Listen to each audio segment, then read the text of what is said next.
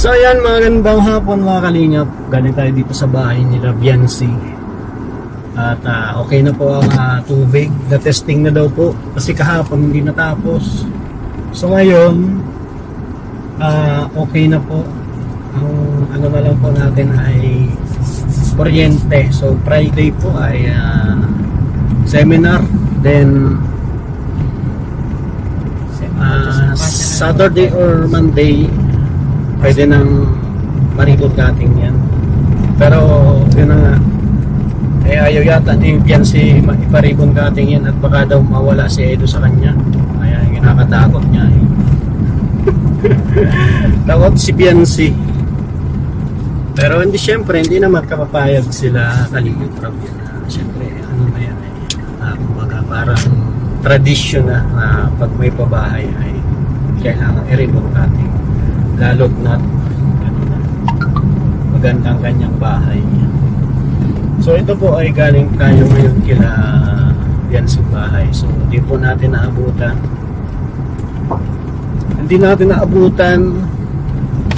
yung mama at papa ni Biancy at may importante silang nilakad na hindi kaaya-ayang nangyari mga kalingap.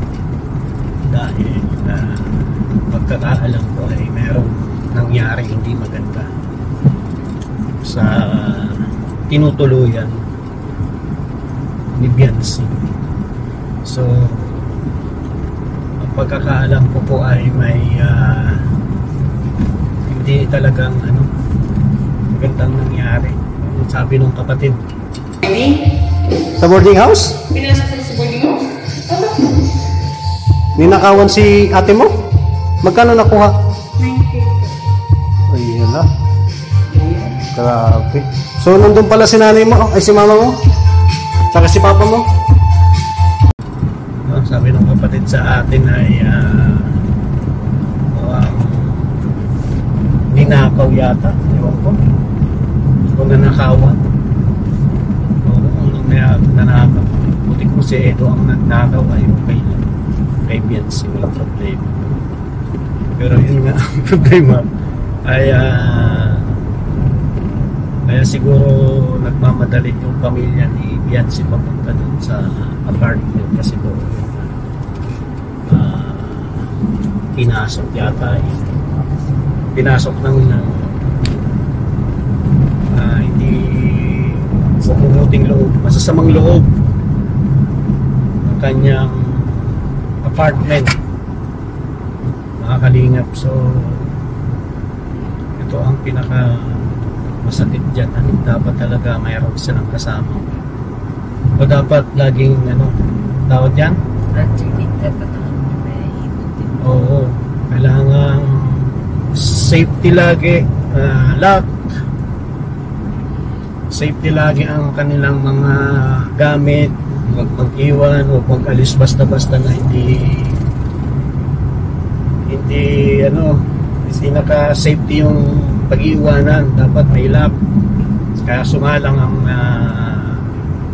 masamang loob ay talagang walang pinipili. Oo. Lalo na't nakikita nilang nakakakuha sila ng oportunidad na makapagnakaw.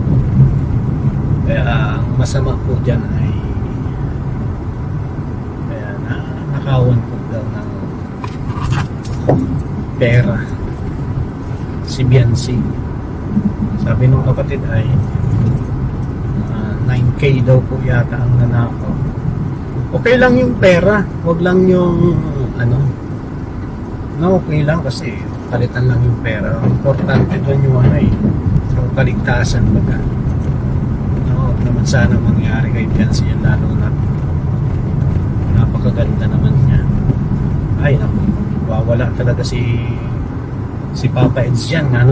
Ngayong alam niya na nagkaaminan ako mga kalingap. Nagkaaminan na. Kailangan na nating bantayan talaga, Kaya dapat maglipat na siguro si Biancy. Ano sa tingin mo ba? Maglipat na sila ng ha? Sa pag-ilang days na lang din naman. Kaya lang, dapat paglalabas talaga sila. Secure Hindi, dapat siguro may bantay. No? Magkakasama yata sila sa boarding house naman. Boarding house ba Pagkasin yun o apartment? Mga kakaklase. ay dapat talaga mag ano ng ano doon ang pulis. Tsaka hindi yun. Paglalabas sila, sure nila na nakalak lahat. Kasi ang itsura nung boarding house nila. Pagkatapon pa. Yung mga ano yan, yung mga supporters yung mga supporters ng EDSI, mga ano, mag-aalala yan, dapat talaga bantayan yan mga kalingap, lalo na mga babae ata sila dun, no? Puro babae, napaka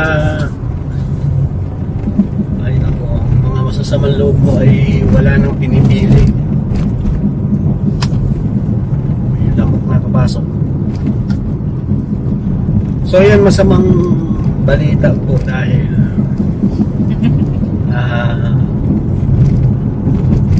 galing tayo dun sa bahay ni Bianca. Hindi ko po naabutan yung mama at papa niya dahil yun nga, nagmamadali silang pumunta ng kanilang ano, kay Bianca at emergency yung nangyari. Sana wala namang ibang nakuha lang kundi pera lang ano.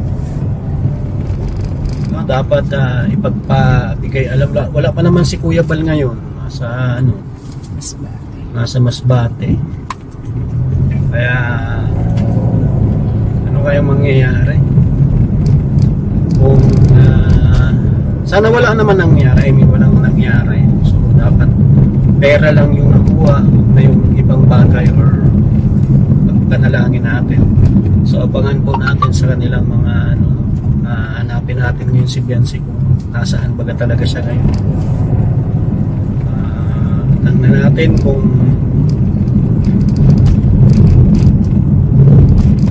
pupustahin natin baga, kahit walang vlog, tingnan natin kung ano, kung okay siya. Kaya hindi na kami tumagal doon sa bahay nila at titignan din natin kung ano talaga nangyari.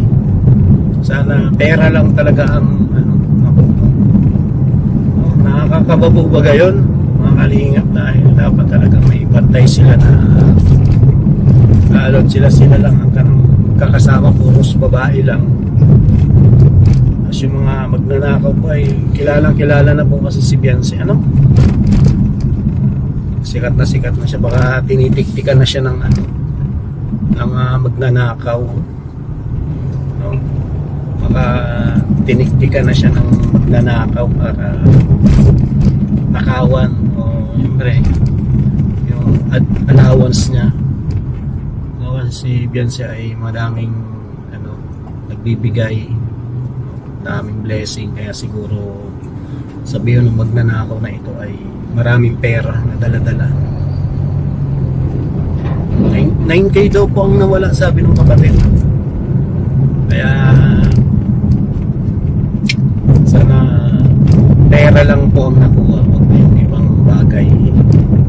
Kasi yung pera po ay napapalitan lang yan. Nakukuha lang. Init po ng panahon ngayon. Walang ano, grabe, nagmamadali na tayo, galing mga kalingap.